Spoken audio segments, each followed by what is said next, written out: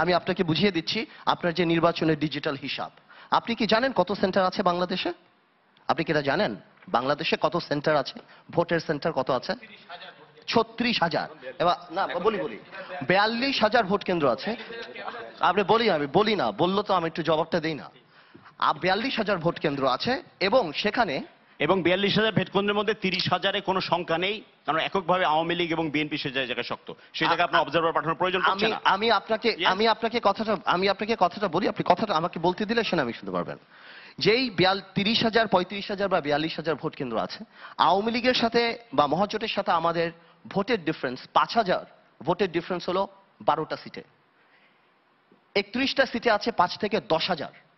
তারপর 15টা আরো মানে 15,000 ভোটের ডিফারেন্স আছে আরো 32-33টা, এবং 20,000 ভোটের ডিফারেন্স আছে আরো 30টার মতো। সব মিলিয়ে প্রায় 102টা সিট আছে, যেখানে আপনাদের সাথে আমাদের ডিফারেন্স মাত্র 20,000 ভোটের। আমার 74টা সেন্টারে আমি যদি 50টা সেন্টারে 200 করে ভোট পেয়ে 10,000 ভোট পাই, আর আপনি যদি ওই 24টা সেন্টারের মধ্যে থেকে 14টা সেন্টারে 1,000 করে বেশি ভোট পেয়ে যান, তাহলে কিন্তু আমি হেরে যাব। কারচুপি হয় 3টা সেন্টারে, 4টা সেন্টারে, সকল সেন্টারে না। এবং এই কারচুপিটা মানে ভোট রিগিং না। রাত্রেবেলা যদি প্রশাসনের কোনো লোক যে আমার 5টা লোককে খুঁজে, পরের দিন দেখা যাবে যে সেখানে ভোটের মধ্যে একটা বিরূপ প্রতিক্রিয়া পড়ে। এবং আপনারা ক্ষমতায় থেকে যখন রাজনীতি করবেন, সেখানে নির্বাচন পরবর্তী একটা সহিংসতার ব্যাপার থাকে। সেখানেও কিছু মানুষ চিন্তা করে যে ভাই আওয়ামী লীগ এমনি ক্ষমতা আসবে, এদের সাথে ঝগড়াঝাটি করা দরকার নেই। তো নির্বাচন কিন্তু শুধুমাত্র ভোট রিগিং বা সেটার ব্যাপার আসতেছে না, একটা অ্যাটমসফিয়ার বা একটা অ্যাম্বিয়েন্সের ব্যাপার আসতেছে। এই সব কিছু ম্যাটার করে কিন্তু ভোট। আমরা চাচ্ছি বাংলাদেশের মানুষের যে অবস্থা বা আমাদের যে অবস্থান, 100% ফেয়ার নির্বাচন করা সম্ভব না।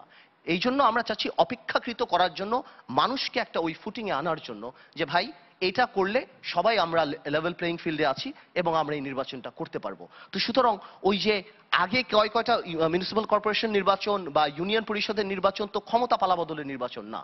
যদি ক্ষমতা পালাবদলের নির্বাচন হতো, তাহলে আমরা মনে করতাম ঠিক আছে আওয়ামী লীগ কি করছে। এটা তো ক্ষমতা পালাবদলের নির্বাচন। তো এই ক্ষেত্রে আমরা কোনো রিস্ক নিতে পারি না। এবং আরেকটা কথা, যেই সম্পর্ক আমাদের সাথে বিরোধী দল, এটা আমি আমার দোষ বা আপনার দোষ খালি বলছি না, মহাজোটের সাথে মানে বাংলাদেশের যে রাজনৈতিক অবস্থান, দুটা রাজনৈতিক দলের মধ্যে যেই যেই মিউচুয়াল রেসপেক্ট যা আমরা দেখি, যেটা তো নাই বললেই চলে, এবং যেই সম্পর্ক হয়েছে, একজন আরেকজনের মুখ দেখা দেখি হয় না, সেখানে আমরা কিভাবে আশা করব একজনের অধীনে আরেকটা নির্বাচন হবে? তো আমার কথা হলো যে অন্ততপক্ষে আমাদের জেনারেশন যারা, আপনারা আমরা সবাই মিলে এই কনসেনসাসে আসা উচিত যে আমরা যদি ব্যক্তিগত আক্রমণে চলে যাই, আমরা পার্সোনাল অ্যাটাকে চলে যাই, তাহলে এটা তো ভালো কিছু হবে না। আমাদের সিনিয়ররা যা করে যাচ্ছে, যেমন আমরা পার্লামেন্টে কথা বলার সাথে সাথেই, একটা প্রস্তাব দেওয়ার সাথে সাথেই দেখলাম তোফা আহমেদ 15 মিনিটের মধ্যে এটা ছুঁড়ে ফেলে দিল প্রস্তাবটা। সো এই যদি অবস্থান হয়, তাহলে তো আই এম সরি যে এটা কোনো দিকে যাচ্ছে না।